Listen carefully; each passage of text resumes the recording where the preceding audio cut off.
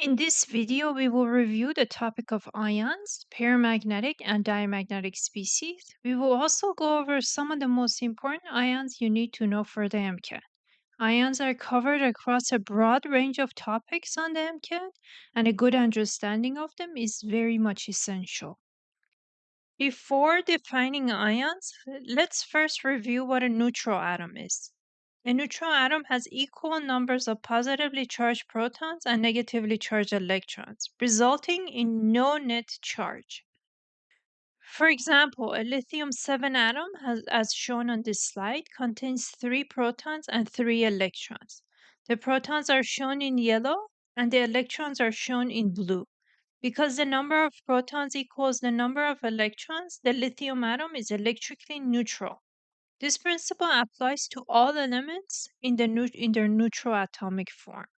Now, let's define ions. On this slide, we're going to learn about ions. So, what is an ion? An ion is an atom or molecule that has a different number of protons and electrons. As shown in the image on this slide, the atom on the right does not have equal numbers of protons and electrons. It has 4 protons and 5 electrons.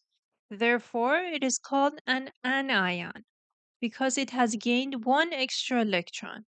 Anions are represented with a negative sign because their number of electrons exceed the number of protons.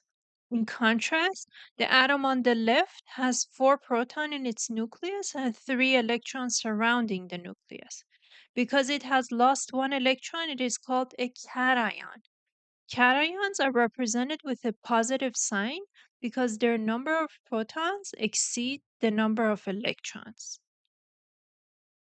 An ion has a net electrical charge because it has either gained or lost electrons. During ion formation, only electrons move. The positively charged protons remain in the nucleus and are not transferred. Ions form because atoms or molecules strive to reach their most stable configuration. Noble gases or the group 18 elements are the most stable, and other elements gain or lose electrons to achieve an electron configuration similar to that of the noble gases. In summary, an ion forms whenever the number of protons and electrons in the atom or the molecule is not equal. Let's now review how to write electron configuration for ions. On this slide, we're going to focus on writing electron configuration for cations. Cations are positively charged ions. To write the electron configuration of a cation, the first step is to always write the electron configuration of the neutral atom. After that, electrons are removed from the orbitals with the highest principal quantum number, or n, which corresponds to the outermost energy level. Importantly, electrons are removed from the outermost shell, not necessarily from the orbital that was filled last. For main group elements like the s and the p block elements, this means removing electrons from the highest value of n. For transition metals, electrons are removed from the ns orbital before the n-1d orbitals, with n representing the principal quantum number or energy level. Although the s orbital is filled before the d orbital, once electrons are present, the s electrons from the s orbitals are typically higher in energy and less tightly bound, so they're lost first during ion formation. Atoms tend to form ions because doing so leads to a lower energy, more stable electron configuration, often but not always corresponding to a noble gas configuration. Let's look at an example by writing the electron configuration for magnesium 2 plus.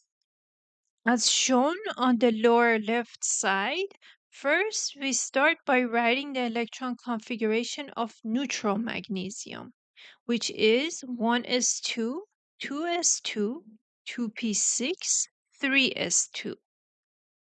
To form magnesium 2 plus ion, magnesium must lose 2 electrons. These electrons are removed from the highest principal quantum number, n equals 3, which corresponds to the 3s orbital. Removing two electrons from the 3s orbital gives 1s2, 2s2, 2p6. By losing its two outermost electrons, magnesium attains the electron configuration of neon, which is lower in energy and therefore more stable. Let's now apply the same procedure to write the electron configuration for vanadium 2 plus. On the lower right side of the slide, we first start by writing the electron configuration of neutral vanadium. Vanadium has an atomic number of 23, so it has 23 electrons in its neutral state. The electron configuration of neutral vanadium is Ar 4s2 3d3. Next, we form the vanadium 2 plus cation, which means vanadium has lost two electrons. To determine which electrons are removed, we remove electrons from the orbital with the highest principal quantum number, n. For transition metals, electrons are removed from the s orbital before the d orbitals, even though the s orbital fills first. In vanadium, the highest principal quantum number is n equals 4, which corresponds to the 4s orbital. Therefore, the two electrons are removed from the 4s orbital, not the 3d orbital. After removing two electrons from the 4s, the electron configuration of vanadium 2 plus becomes Ar3d3. In this case, vanadium does not achieve a noble gas configuration, but it does reach a lower energy, more stable electron arrangement compared to its neutral atom. Now let's write the electron configuration for anions. Let's now review how to write the electron configuration for anions.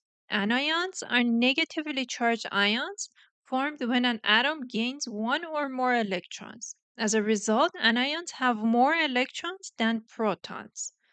To write the electron configuration of an anion, the first step is to always write the electron configuration of the neutral atom. Then add electrons to the appropriate orbitals based on the Aufbau principle, the Pauli exclusion principle, and the Hund's rule. Just as we would when filling orbitals for a neutral atom. Unlike cations, where electrons are removed, forming anions involves adding electrons to the lowest energy available orbitals until the correct charge is achieved. For most p block elements, this means filling the valence p orbitals to complete an octet. Let's look at an example by writing the electron configuration for the oxide ion, O2-. First, we write the electron configuration of the neutral oxygen. Oxygen has an atomic number of 8, so it has 8 electrons. Its electron configuration is 1s2, 2s2, 2p4.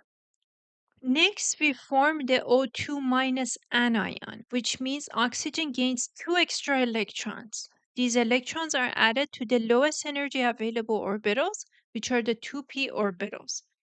Adding two electrons to the 2p orbitals gives the electron configuration of 1s2, 2s2, 2p6.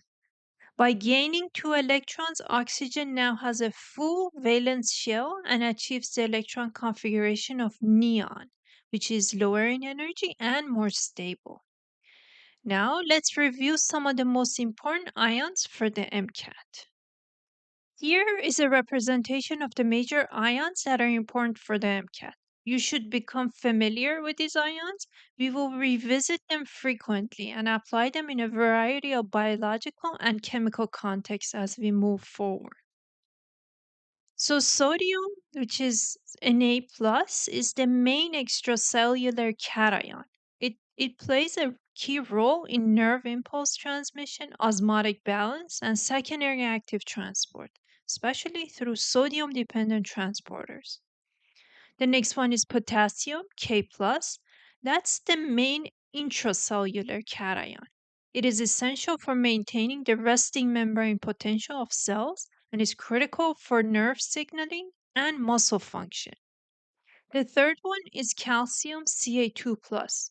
It functions primarily as a cell signaling ion. It is required for muscle contraction, neurotransmitter release, and acts as a second messenger inside cells. Calcium is also important for bone structure. The fourth one is chloride, Cl-. This is the major extracellular anion. It helps maintain electrical neutrality, contributes to osmotic balance, and is a component of stomach acid in the form of hydrochloric acid. Magnesium 2 plus is a critical enzyme cofactor. It stabilizes ATP, supports DNA and RNA synthesis, and is required for many metabolic reactions. Hydrogen ions H plus directly determine pH. Changes in hydrogen ion concentration affect enzyme activity, protein structure, and overall acid base balance in the body. The hydroxide ion, or the OH minus, is a key basic ion involved in acid base chemistry. While OH minus is not stored in large amounts in the body, its concentration is tightly regulated because changes in hydroxide levels directly affect enzyme activity and protein structure. Bicarbonate, HCO3 minus, is a primary buffer system in the blood. It helps regulate blood pH and plays a major role in carbon dioxide transport. Phosphate ions, PO43 are involved in energy storage and transfer as part of ATP, contributes to buffering systems and are structural components of DNA, RNA, and cell membranes. Now that we've discussed ions, it is important to remember that when atoms form ions, they do so by gaining or losing electrons. While charge depends on the total number of electrons, another important property depends on how these electrons are arranged. Specifically, whether any electrons remain unpaired. This leads us to paramagnetism. Paramagnetism is a property of atoms, ions, or molecules that contain one or more unpaired electrons. Because unpaired electrons have spin, they generate a small magnetic moment, causing paramagnetic substances to be weakly attracted to an external magnetic field. Many ions, especially transition metal ions, are paramagnetic because they have partially filled d orbitals.